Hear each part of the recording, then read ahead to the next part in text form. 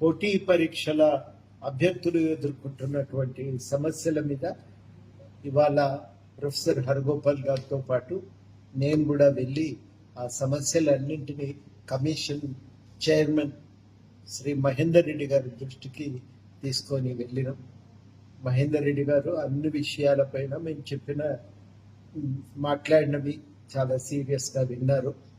చాలాసేపు ప్రొఫెసర్ హరగోపాల్ గారు విద్యార్థుల్లో ఉన్నటువంటి ఆవేదన ఆందోళన గురించి వివరించారు.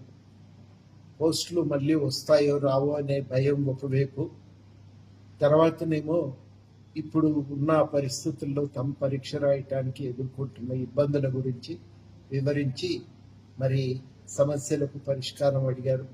గ్రూప్ 1లో కొంత సంఖ్య పెంచటం, నిష్పత్తిని 1:100 పిల్లలు అడుగుతున్న విషయాన్ని చైర్మన్ గారికి వివరించారు. 1:100 ఇవ్వటానికి అవకాశాలను పరిశీలించాలని కూడా గట్టిగా కోరిండ్రు. వారితో పాటు నేను కూడా ఈ విషయాలపై మాట్లాడినా.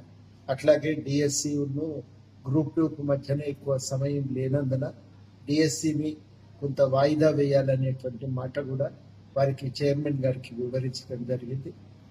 ఈ 2 పరీక్షలను కొంత వాయిదా వేసి మధ్యన వ్యవధి ఉండేటట్టు చూడగలిగితే అప్పుడు పిల్లలకు న్యాయం జరుగుతుందనే మాట మేము స్పష్టంగా చెప్పినాం. వీటన్నింటి మీద చైర్మన్ గారు కూలంకుషంగా చర్చించి ఆలోచించి నిర్ణయం తీసుకుంటామనే మాట మాకు చెప్పారు.